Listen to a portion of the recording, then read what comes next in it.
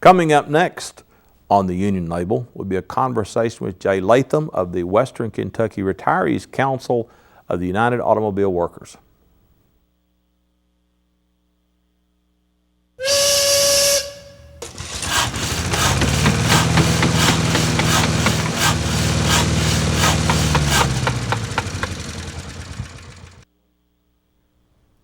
Welcome back. I'm Barry Craig. And Jay, welcome to the program. Thank you, sir. Let me begin by asking you the same question that I ask every guest in this program, and that is, what has the union meant to you individually, and what has the union meant to the working class of the United States? I would say the bread and butter, the backbone of the labor, the middle class, and working class people. It goes right back from, like I said, when I was a kid, I was raised over here in Island, Kentucky. That's about 42 miles out of Owensboro. And I was raised in Muhlenberg County. Our farm line went right through our farm. I could go to either county to school. You know, I tell everybody that, you know, as progress difference between today and back in them days, we was raised out there on a farm. Chances something happened in Detroit, we would never know about it. You know, this world used to be about the size of a basketball. Anymore, it's about the size of a ping pong ball. And I'm talking about communication, your travel, and all this stuff has just put us all in one wad. They were all live under the same tent anymore, or same umbrella, you know. This is where we are today. This is where, like I said, I'm vice chairman and VCAP chairman of our UAW Work Council. That puts me right in the middle of politics. And again, of course, I'm a Democrat from the ground up. Always have been, always will be. Because that's the one I think that is a party that's for the working class and the middle class people. They have, I can name you about 23 things that's been legislated through the Democratic Party that affects the middle class and the working class people. You know, Medicare, Social Security, 40-hour work week, sickness and accident, you know, and all this stuff, you know. Well, you know, to me, they talk about union and your Republican Party, money people. They're always putting the unions down, okay? I've said this before, and I said I have never worked for a corporation that didn't have a ton of lawyers on their staff. They pay them every month, you know, their salary, okay?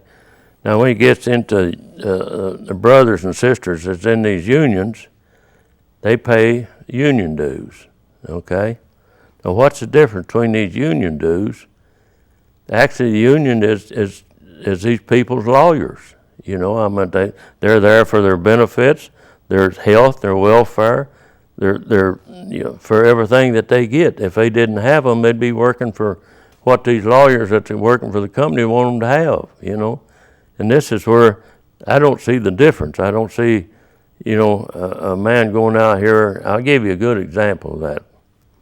When I first went to Michigan, I got a job driving a gasoline transport, okay? Non-union. I was making 7.5 cents a mile, okay? Driving right all about 6,500 gallons of gasoline. At that time, Howard Sober in Lansing was car haulers, was making about 23.5 cents a mile. They got insurance, they got all their benefits, running the same roads I was running, you know. And so this goes. But they were union. They were union, yeah. Right. And this is what I said. This is what the unions will do for you. Like I said, it's nothing more than a lawyer. All these companies they talk about, you know, the unions have never hired one person that they represent, not one. That person goes into this company, fills out an application, they take him in or they don't take him in. But if they take him in, they got 90 days to make this guy a permanent employee, or they can dispose of him in 90 days. Now, once he goes into 90 days, and if it's a closed shop, which I'm saying, you know, you got to join the union. Once he goes into this stage of it, then the union represents him, whether he's good or whether he's bad. It's just like a lawyer going to, here's a guy guilty of murder, and he knows it, but he's still got to represent him. And that's the same way that a union brother is as far as union is concerned. They got to represent this guy. But they didn't hire him, but he's there, he pays his union dues. It's just like if you go in there and you work every day and you're a good employee, good worker and everything, you get your benefits and all this other stuff. You don't even, you know, you really don't need a union. The only thing you're there for is if you get in trouble, you know. They make sure you get your benefits and all this stuff. So when they get to bad mouthing union, they don't bad mouth these lawyers that's on the company payroll, and I don't understand that. They're both doing the same thing, you know. One represents the company, the other represents the employee. When did you go to Michigan? I went to Michigan in early. I graduated in '49, and I went to Michigan in somewhere around '53. You went to work for? I went up there and went to work for Scott's Incorporated at first, maintenance, and then I run a truck there for. I started When out. did you go? When did you join the UAW? In early '60s, about '60. And that was at which plant? General Motors in Flint, Michigan, Buick plant. You know, when I first went into Buick there, they had about 19,000 people working in that one plant. Okay. Wow. This is another thing I'd like to talk about, you know. Flint, Michigan had Turnsteads, which employed about 13,000 people. What'd they make? They seat covers and upholstering. AC spark plug, of course, you know, they made AC, they made all the components and filters and spark plugs, and they covered about probably 6 or 8 blocks, you know. And the plant that I worked in, the Buick complex, they covered probably 8 blocks, you know. They had, like I said, when I first went there, they had about 18,500 people working there. Well, you think about coming from rural western Kentucky, that must have been quite an amazing thing. That was quite an experience, you know. Because I remember we were in Detroit several years ago and drove past that Ford plant at River Rouge. That's the biggest building I've ever seen in my life. It just went on and on and on.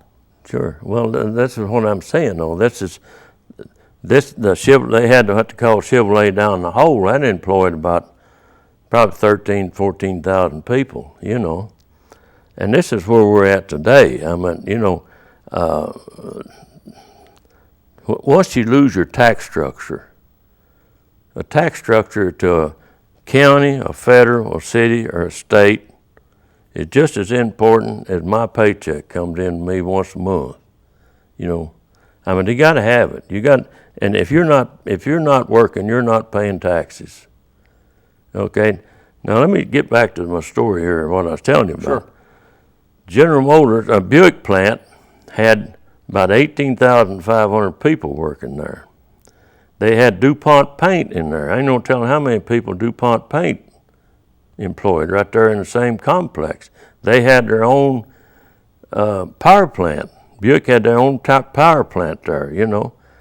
And at one time, everything was built right there in that complex. At one time, they had about 25,000 people. Well, all these people paying taxes, you know.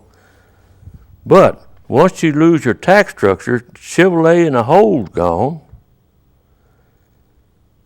Buick got about around 300 people working there, where they used to have, like I said, 18,500.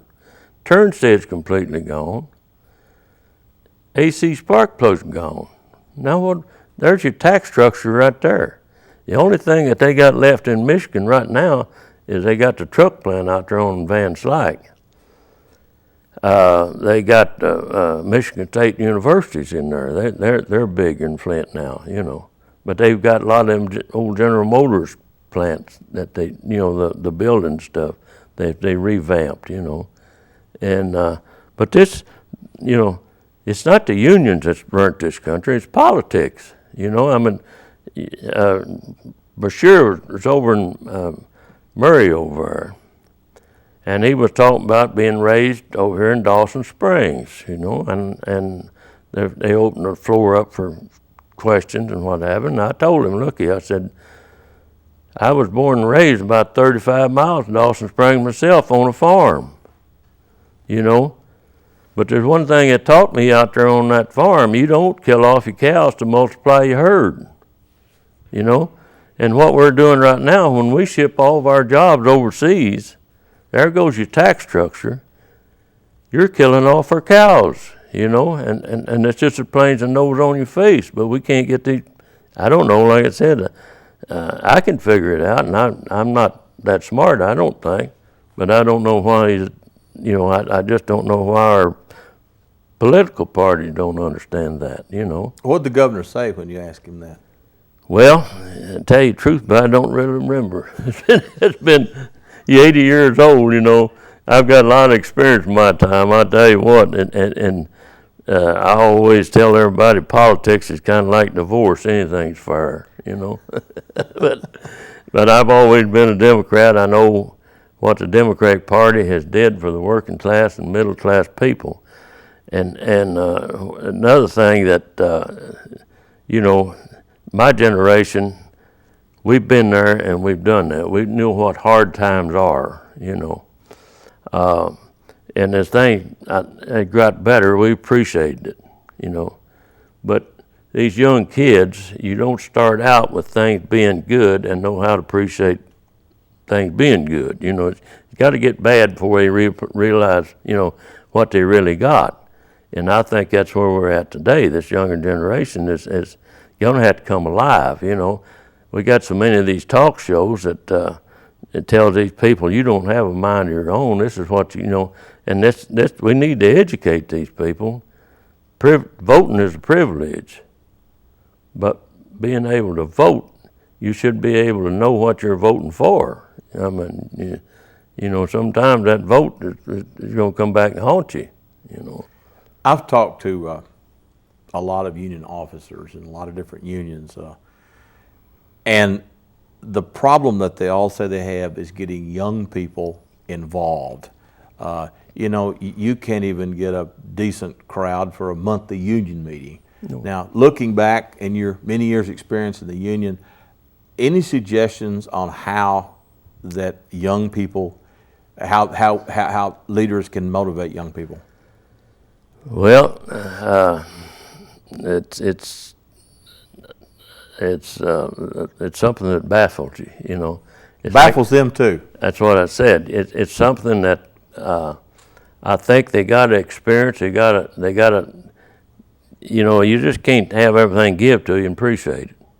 You know, you know. That's like when I was working General Motors, you know, and it's hard to find a road to run straight through Arkansas, you know. And if you found somebody from Arkansas, you asked them, you know, where are you from in Arkansas? And they would tell you Paragould. Now, you know where Paragould is in Arkansas. Ain't too many people know. Yeah, I know where it's yeah. But like I told them, I said, there can't be nobody left in Paragould. Well, what they would do, they would tell you, Paragould is one of the places you might know where it is, you know. But that's the same way with Kentucky. We all went, you know, at that time when I went up there, there's no problem getting a job, you know. When I left here, you could get a job this morning if you didn't like it. Quit. You could get another job this afternoon. But it wouldn't be no better than the job you had this morning, but you could get another job, you know. Now, today, you know, they talk about education. They want, you know, these teachers, bless their heart, you know, there ain't anybody puts in more hours than a teacher. And I say average salary in Kentucky would probably be somewhere around $35,000 a year. I may be wrong on that, but I'd have to say I'm awful close. But just because that teacher goes to school and spends what time she does in school, that don't mean her day's gone or done. She's got to go home, grade papers, figure out what kid's going to need a little help the next day, and there's no way to explain how much a teacher means to our young kids, and they should be the last ones that has to be sacrificed for anything, you know. They should all be on a pedestal, as far as I'm concerned, you know. But you know, this gets right back to politics again, you know. Mm-hmm. They're gonna hit the one that they got little control over. Mm-hmm. What office did you hold in the union through the years? I really never held an office. I was support, you know. I mean, I was always there if they needed. We worked the gates. I worked politics in the end of it, mm-hmm. more or less, you know. Did you know Walter Reuther? Yes, sir. Yes, what sir. was he like? Well, I think he was a man of his word, and he was for the middle class and the working class people. He was a guy that had the wisdom and knowledge to know what this world needed to make it a better world for everybody, you know. You know, that's like back when Hoover was in. You know, Hoover says, you know, all a working man needs is another clean pair of coveralls. Well, Reuther didn't see it that way, you know. Get back in them days, I like I said, I was born over here, and this guy had a load of tobacco. I'll tell you how, like my dad said, I can remember when coal was $2 a ton, but I didn't know anybody had $2 back in them days. Now this is a type of, you know, that makes you appreciate good times. This old boy had a wagon load of tobacco. You know, he pulled his wagon, the team up on these scales, and then went in and on. This guy told him, said, well, said, tell you what you do. Said, next time you come back over here, you bring me an old rooster and we'll settle up on that load of tobacco you got out there. So the next time a guy walked in there, he just threw 2 roosters on this guy's desk. He said, I just told you bring me 1 old rooster. He said, yeah, but I got another load of tobacco out there. You know, and this is what I'm saying. This is hard times. This is where, yeah. You know, my uncles, I remember one of them worked WPA, the other worked CC camps, you know. Mm-hmm. Who started that job, you know? And if it wasn't for CC camps and WPA, you know, people would starve to death for sure, you know. Now, the old WPA used to say, kill a horse by nothing, kill a man hard nothing. But that's the way it was. People didn't have no rights back in them days. That's why organized labor changed all that. Organized labor brought us up by our bootstraps, you know, and I'm thankful for that. I don't know about everybody else, and I'm not going to want to give it up very bad, you know, because I got kids. You know, it's just like they talk about education. Education is a wonderful thing. You get it, they can't take it away from you. But if there's 8,000 kids applying for 4,000 jobs, 4,000 of them are going to be working for McDonald's. You know, it's just like right there in our plant. We had guys we had guys maybe 4 or 5 years of college sitting on one side of that line stuffing bolts. The other guy on the other side of that line, he may have had an 8th grade education, but he could do the job. He's qualified, and organized labor says as long as he can do that job, you know, he can have that job. Now, but this guy that's got these 4 years education, union, he's got all of that through organized labor, his education and everything, you know, and that's something to have, you know. But like I said again, with his benefits and where's he going to go? You know, he's already got all these years in. He's going to have to give his pension up. He's going to have to give all this up. So he's going to sit there until he can retire. But when he leaves that job, he's going to be educated. He can go, you know, he can do something else, whatever field he's educated in, you know. And that all brought on by organized labor, you know. And I just don't. I said, it's just like another thing. I figure. My son-in-law flew for ATA. Okay, and they got those jumbo jets flying out of Washington D.C. up there to Europe, 24 hours, 7 days a week. They take raw goods over, they bring finished goods back. Okay, now raw goods goes over something, they tell me something like about 26%, but they come back into this country, finished product, from 3 to 6%. Now, is that right? I mean, you take Bangladesh, for instance, they got about 100 and some odd garment factories alone, you know, and they got child labor, forced labor. Our kids can't compete with that, you know. So I don't know, you know, I don't know where we're going except to a third world country if these young people don't come alive and see the writing on the wall, you know. What do you see as the future of the union movement in the United States? Well, I hope I hope we can come out of this a winner, and I think I don't see no reason why we can't, the way things is going. But you know, the whole thing about this anymore, it's like I was telling Jerry this morning. It costs more right now to run for a local office than it used to do for the President of the United States. Now that's money we're talking, you know. All right, here's another thing. Why I know these people run for his office. The money that they spend is not all of their money, but some of it is. Why would any person go out here and spend 15 times more money than this job pays to even get, may not even get this job? You know, this is where we're at today. I mean, you know, they don't have a chime. It's got to be corrupt, you know. How are you going to reap this money back if otherwise, you know, that's my feeling, you know. That it's just the way it's going. That You mentioned that you like politics, and who's your favorite president? What president did more to benefit working people than any in your view? Well, I tell you, I think Roosevelt was the guy that got things going, you know, our own, you know. I mean, like I said, your CC camps, your WPA, and all this, you know, we was in a deep depression. And see, I was born in 1930. It was time I got old enough to remember, we were kind of on our way out of that thing.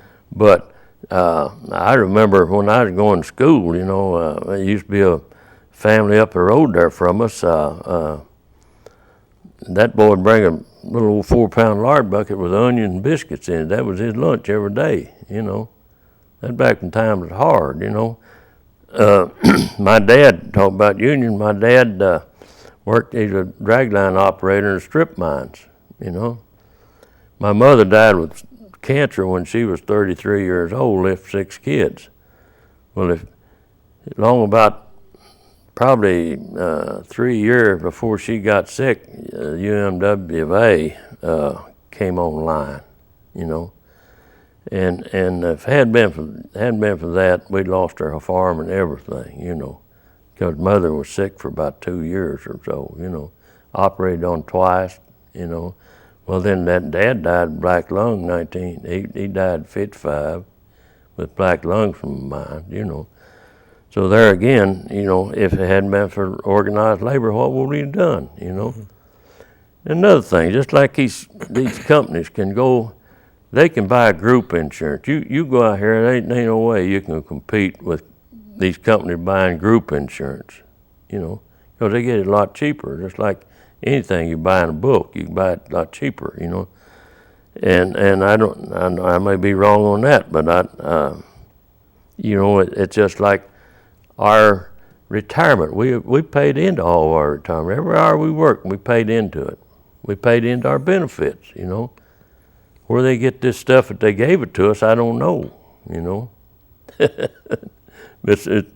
But, you know, like I said, politics is politics. Well, I think too, that's one thing that unions ought to stress is when you get hired, because, you know, like I said, you get a kid who goes to work in one of these factories, it's the best job he's probably ever had or she's ever had, good pay, good benefits. Does the UAW stress to new hires that it's the union that got this for you? That's one of the big mistakes I made in my lifetime. You know, I got 3 boys, 2 girls, all right? I never explained to them, I never took time out to tell them why they had a good life, you know, why they had the insurance they had, why they had the clothes on their back. I didn't do that, and I think this is something that anyone should do, you know, explain that to them, because once they get, you know, like I said, once you can raise a kid and teach him and do the best you can by him, but he's a kid, he's gonna get out and try his wings, he's gonna do what he wants to do.